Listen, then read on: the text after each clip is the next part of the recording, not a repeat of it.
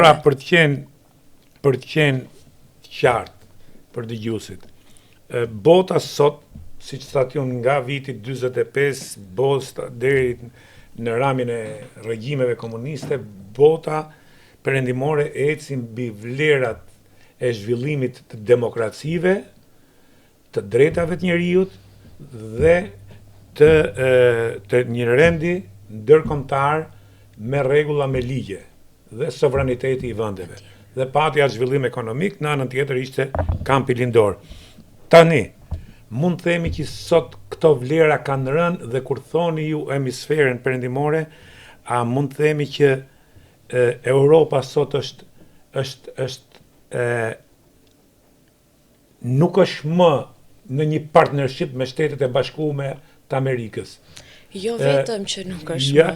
Dhe tjetra është, apo krijohen dile, marrëveshje të reja që Kina, duke pas parasysh deklaratën e presidentit kinez që do të marrim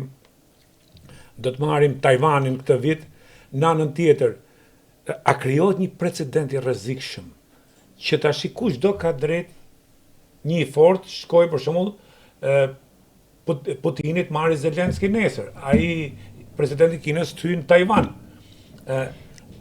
Dhe a ka të drejtë më morale Shtetet e Bashkuara të Amerikës që kanë qenë modeli i ndërtimit demokracive në botë? A ka të drejtë më të kërkojë llogari dhe Kombet e Bashkuara, a kanë drejtë më një qendrim tjetër sot?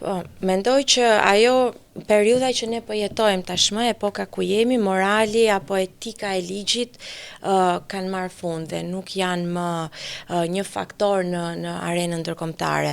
E shikoj Bashkimin Evropian tepër të dobët dhe e shikoj si një aktor i cili nuk ka më asnjë lloj fuqie për të influencuar apo për të ndryshuar ndoshta kursin e veprimeve të SBA-ve. Duket qartë që ajo që Trumpi ka ndërmarrë tashmë duket sikur në terma shumë të thjesht jemi në ligjin e xhunglës, ku më i forti jo vetëm vendos rregullat e lojës, por vendos të marrë diçka dhe e merr pa respektuar asnjë lloj ligji.